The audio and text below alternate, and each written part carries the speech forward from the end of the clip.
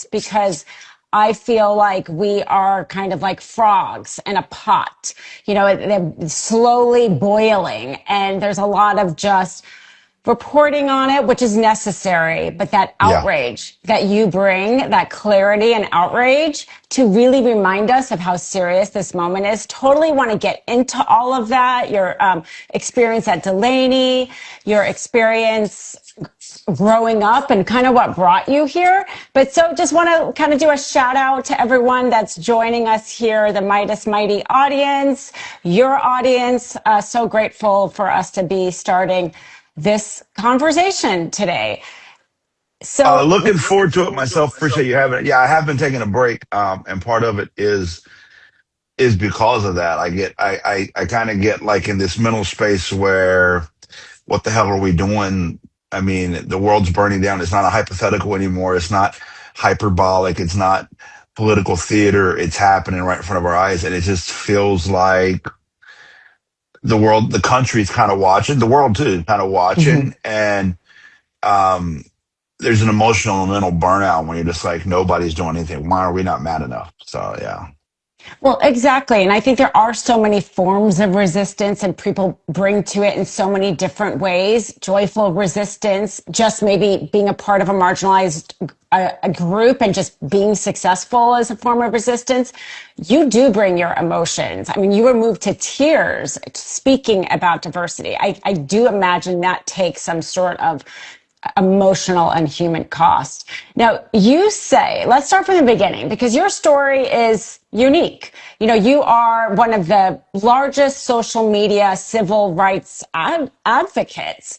You just recently did a video, you know, really speaking about this moment, and you said, okay, cancel me, but actually that exact opposite happened, right? Like it went viral.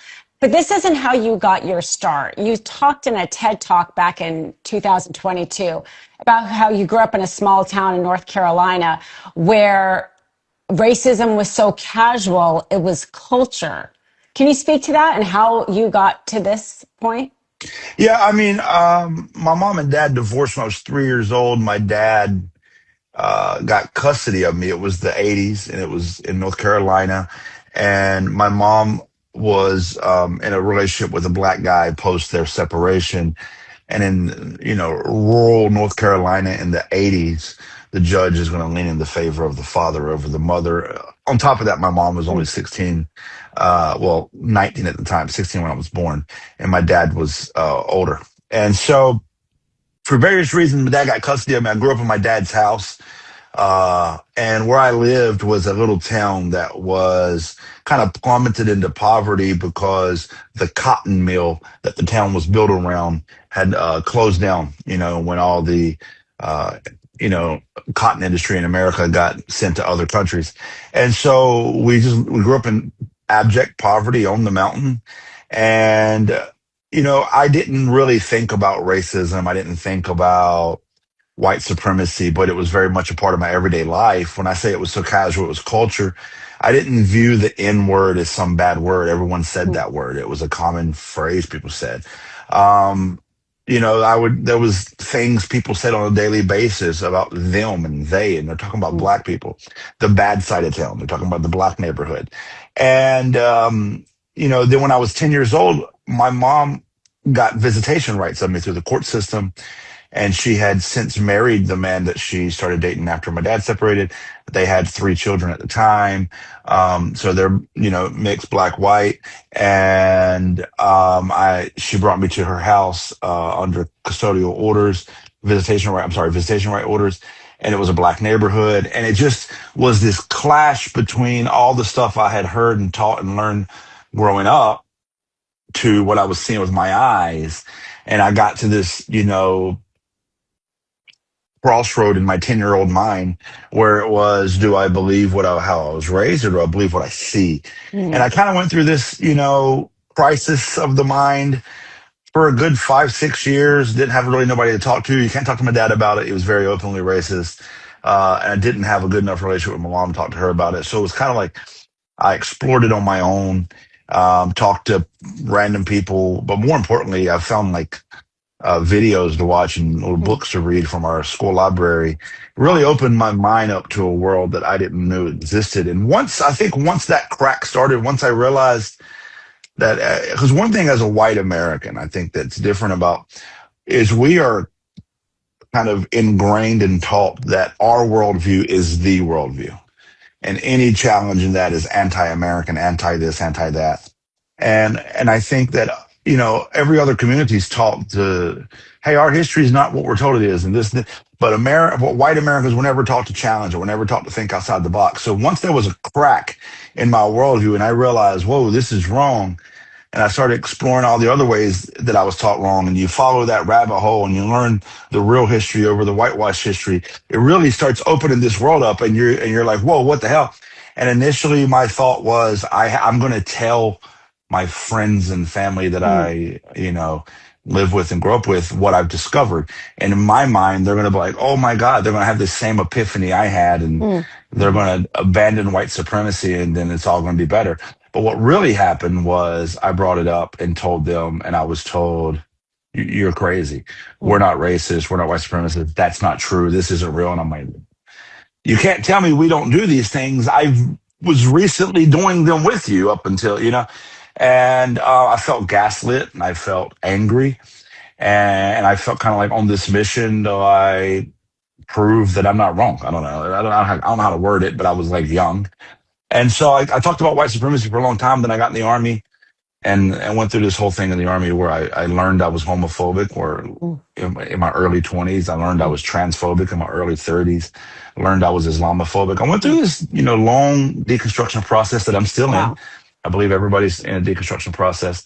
And somewhere along the lines, I just, started making social media videos and people started watching them. And yeah, the whole social media thing's been a crazy journey, and the TED Talk, and all that's crazy. But that's how I got here, and that's why I do what I do. Wow. Believe what you see. You just said, like, that was your choice, that you decided to believe what you see. That takes a lot of work and courage, frankly, when people in your community aren't willing to see the reality around you. Your focus has always been combating white supremacy from the beginning. Obviously, this Trump 2.0 has accelerated white supremacy in the most disturbing, scary, frankly, perhaps effective way than we have seen in modern history. Obviously, it's always existed, but he has allowed it to really, has given it power in a way it hasn't. And you have spoken out a lot about ICE, because ICE obviously is an extension of that. They use that power. You were at Delaney, part of the press that was basically, your First Amendment rights were taken away. And that was kind of part of your outrage. How is it that we can go about our daily lives, and yet at the same time, members of the press are being abused, or, not allowed to report on some basic thing as a human, as a food strike? Well, I think there's a lot to unpack just in that question. But first, I believe that Donald Trump is the culmination of a decades long process started by the United Daughters of the Confederacy called the Lost Cause ideology. It was a post Civil War idea that the South will rise again. I grew up. Mm. Um, Everybody had it on their t-shirts and bumper stickers in the cars. You see it everywhere. The South will rise again. And one day I asked, what the hell does this mean? And it was explained to me that one day, straight white Christian men are going to have to stand up and take this country back, because they're going to make it illegal to be straight. They're going to make it illegal to be white. They're going to make it illegal to be Christian. I was told this since I was 10 years old. This idea that this is some new MAGA concept is where people are missing the plot. Donald Trump is not the problem. Donald Trump is a symptom of the disease. And I said, even in the TED Talk you referenced, I opened that talk up by saying Donald Trump didn't usher in white supremacy. White supremacy ushered in Donald Trump. Mm-hmm. MAGA is the is the current modern day evolution of the Confederate States of America. The Confederate States of America was never held accountable. I talk about this a lot. um, Alexander Stevens, who was the vice president of the Confederacy. I want you to think about that. The country that seceded from our country started a war with us, caused the deaths of hundred thousands of people or hundreds of thousands of people in order to protect the institution of slavery, an abhorrent institution. The vice president of that country, after the Civil War, was elected to the Georgia House of Representatives for 6 years and then went on to be the governor of Georgia. So the idea of the South will rise again is this idea that the ideologies that was held by the Confederate States of America would be implemented eventually in this country. And I always ask people, where did Confederate soldiers go after the war? And the answer is home. And they taught their children, they taught their grandchildren. And then this cycle of propaganda began that still continues today. One of the things United Daughters of Confederacy did was say, hey, this is our heritage, not hate. That's language that's still used now. The United Daughters of Confederacy are also responsible for these Confederate statues we see resurrected. The thing is, we've been at this cold civil war since 1865 to present day, but only one side seemed to acknowledge it, and it was the side that was continuing to propagate their ideology. And Donald Trump is the modern day culmination of that. All the things that Donald Trump and the Make America Great Again movement are saying and pushing for are things I've heard my whole life. If you grew up in white America, you've heard these things. You understand, you're familiar with what they're doing. Got to put the Bible back in school, put God back in country. Christian nationalism has always been the undertone of the whole thing, because if I can justify it by God, then I can commit a lot of atrocities. So now, I say all that to arrive to your question. How can things like Delaney Hall, the MDC in LA, Adelante, detention center in Texas, where, by the way, 8 activists were just sentenced to between 30 and 100 years for doing nothing but protesting against that.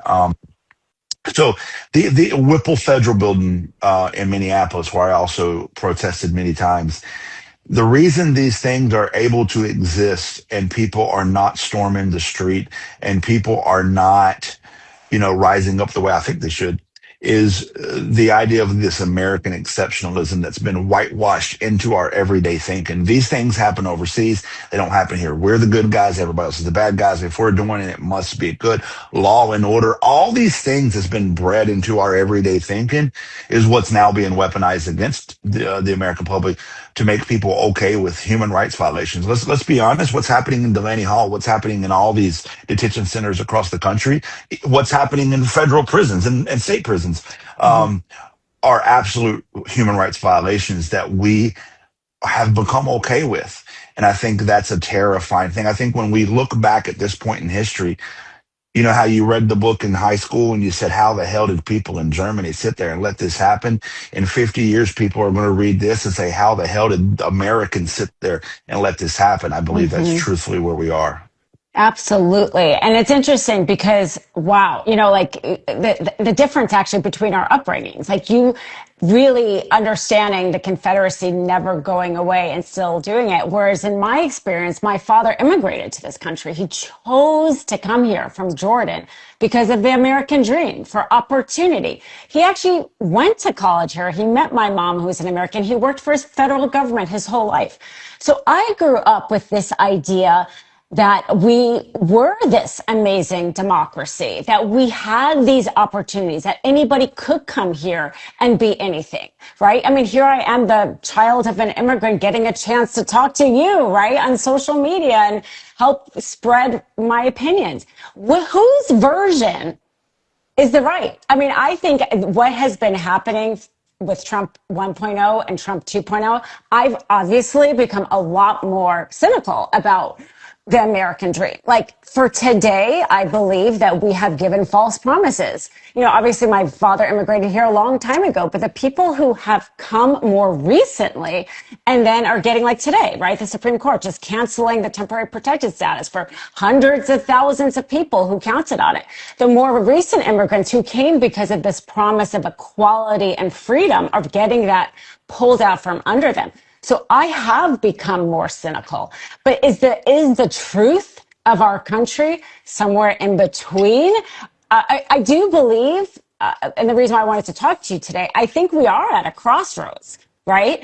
Either the the opinion of our country that you saw around you is going to win, right? Or this idea, is it good that maybe we've become more cynical? Or does cynicism make us give up? Well, I think that America's always been this way. I think the American dream, as George Carlin very well put it, is something you can only believe in if you're asleep. That's why they call it a dream. And I think that you tell the story of your father immigrating here and making a life for himself, and I think that's an amazing story. But I think that's a story of the human spirit. That's a story of human perseverance. That is not a story of the American dream. What white supremacy does is it co-ops the success of people like your father who put the hard work in to be successful and then takes the credit for it. It's a very white thing to do, take credit for other people's hard work. The business model of America has always been free and cheap labor. This country, how did we go from becoming independent from the largest, country in the most powerful country in the world, with that being Britain? How do we go from that to being one of the richest countries in the world? Free labor and through the institution of slavery. And then after, slavery ended by the 13th Amendment, it didn't really end. It became a legal process where you had to be in prison first. And that's why they wrote the Vagrancy Code, the Black Codes. But we saw this big, long period of time where we had lots of immigrant labor in this country, Asian labor, and then, of course, sharecropping through recently freed peoples. And so, cheap and free labor has always been the business model of America. It's how America built its wealth. And that wealth was built with the intent of not sharing it. So, saying that I can come here and make a life for myself, I've lived across many countries. I've lived in countries where I've met people who came to that country from another country that had less than, and they made a name for themselves in that country. This is not a story of the American dream. This is not a story of the American spirit. This is a story of humanity. And so I think we need to stop this very propagandic idea that America's something great. People said, I wrote a poem back in 2020 that also went viral. And in that poem, I said, free and equal, that shit's deceitful. Stop telling people to love America, but demand that America love its people.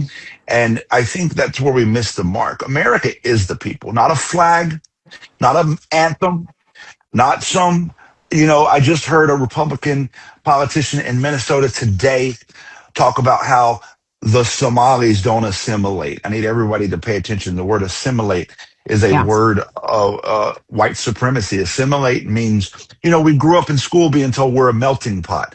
A melting pot is a white supremacist idea.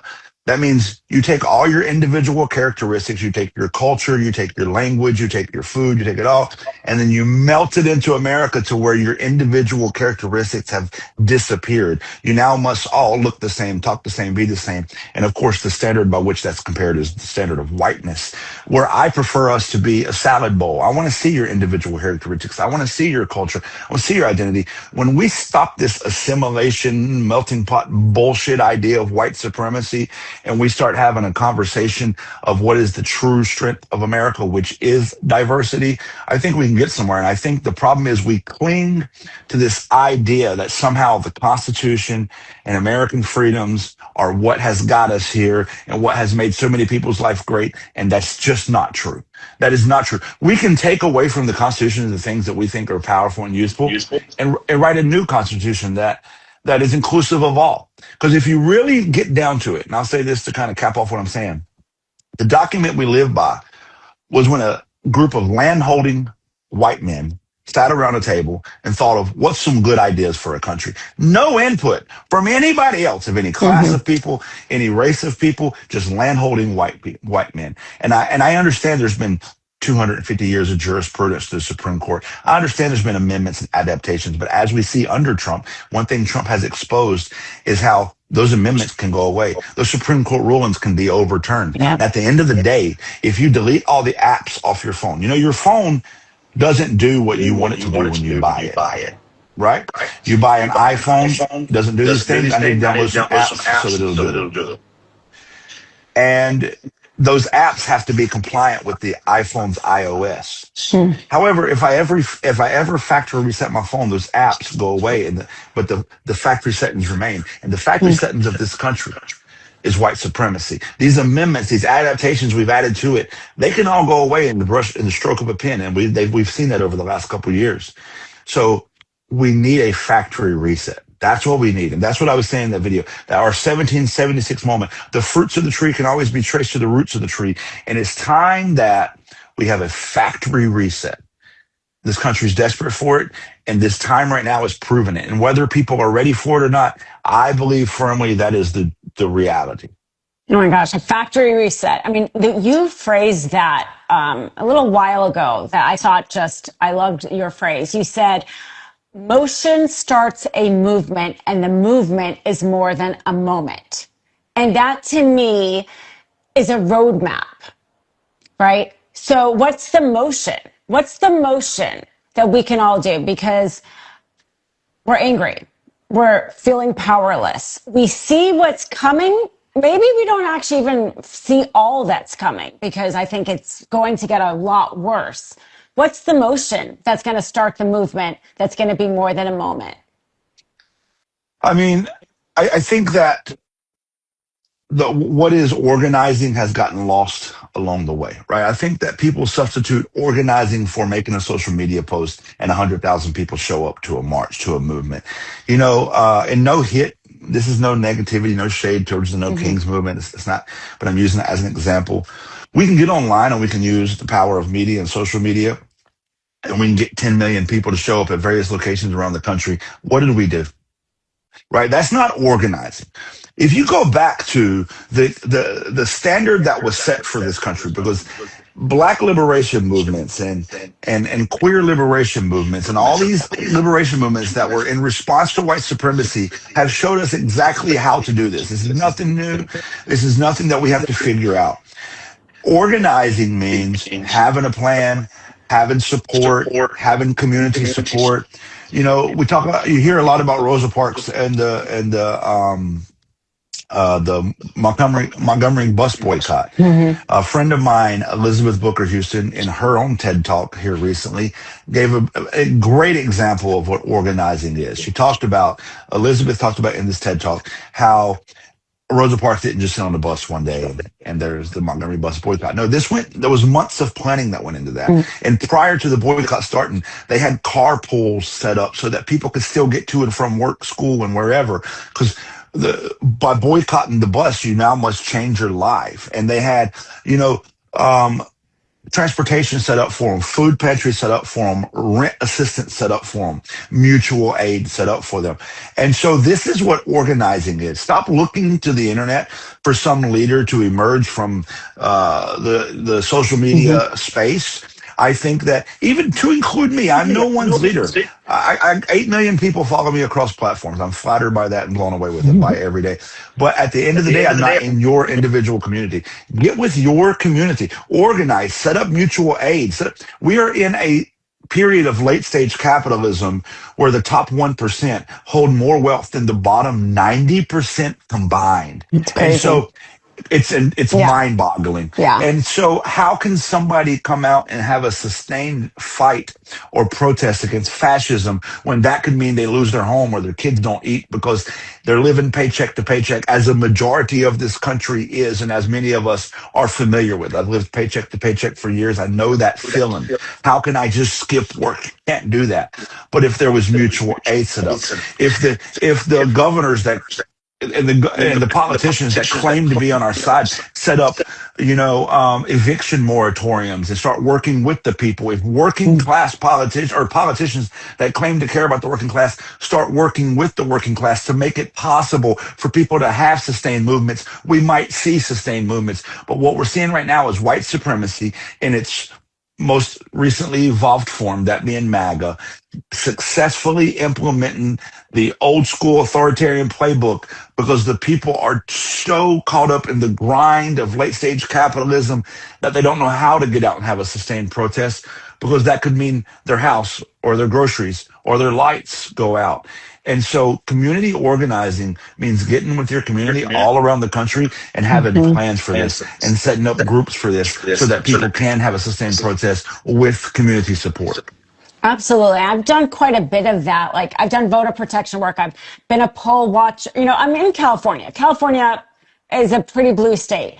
If you don't live in a purple area, you can volunteer across the country. I've done poll watching in Nevada. I've helped Georgia Senate race, North Carolina. A lot of this stuff is remote. You can make phone calls.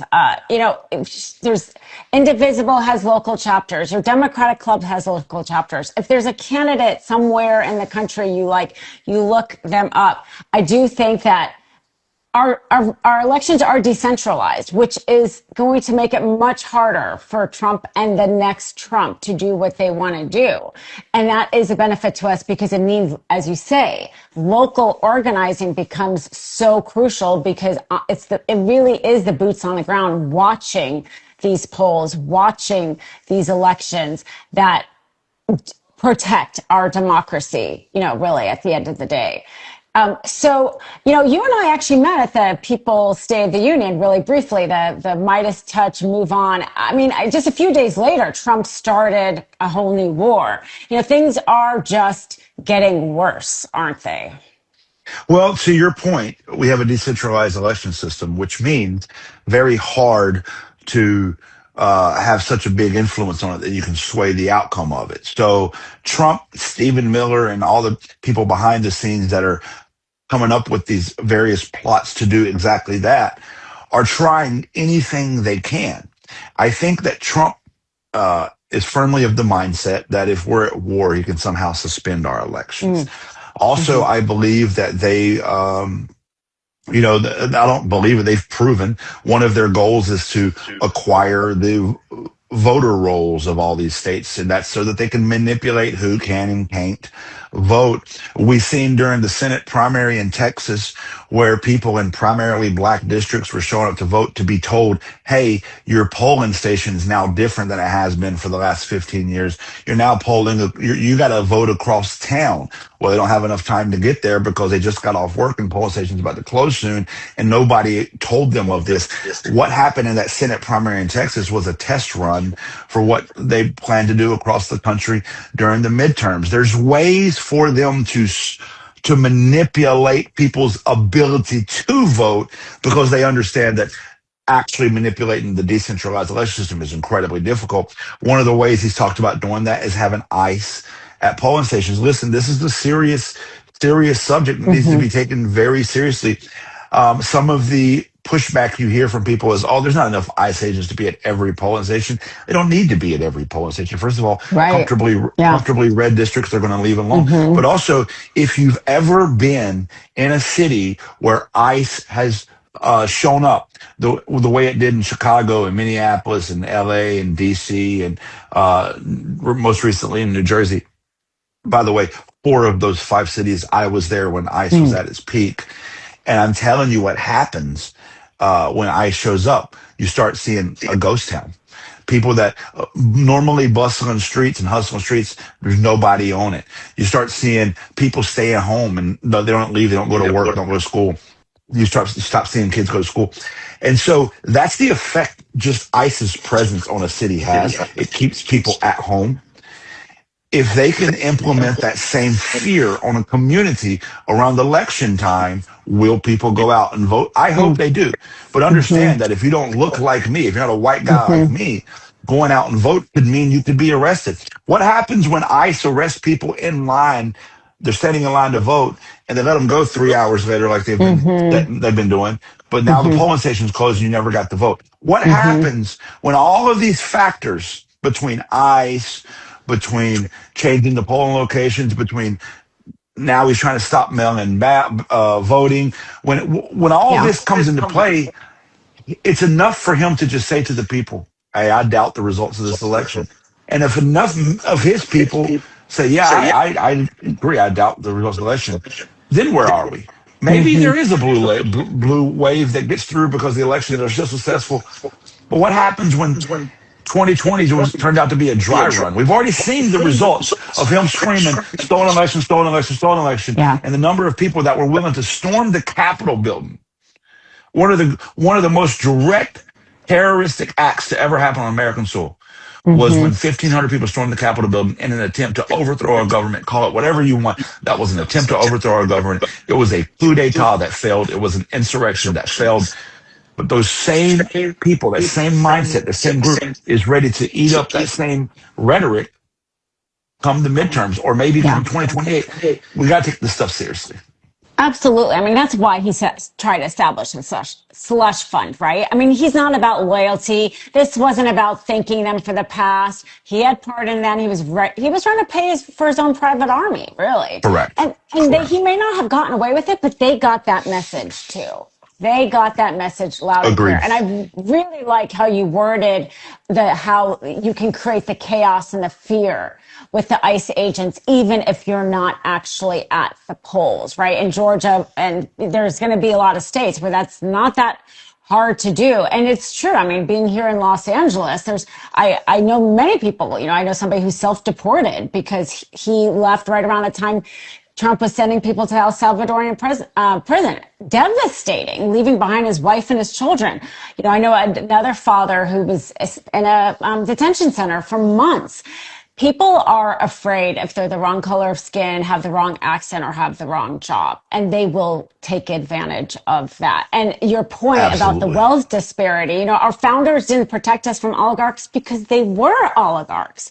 So, I know you said that you, just speak on social media, but I'm glad that we got a chance to talk today because mainstream media isn't covering it like it needs to be covering it. Agreed. And Agreed stop. completely. And your voice is reaching so many people, and it does help us organize and understand, educate ourselves, as you always say. It does help us educate ourselves, have that motion, know that plan of action, all be on the same page. And that's really the only way we can even begin to stop this.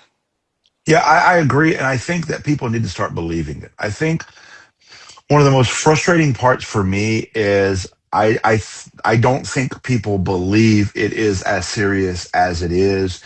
I believe over the years, a lot of people have used words that they didn't really know what they meant, and now those words have lost the power that they should have, like the word fascism.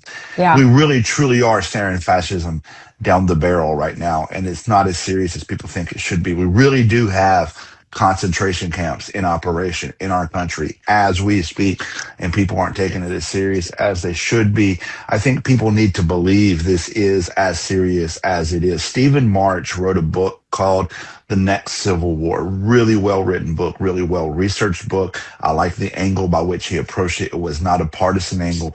It was a qualitative angle. He said, let me qualify this with analytics.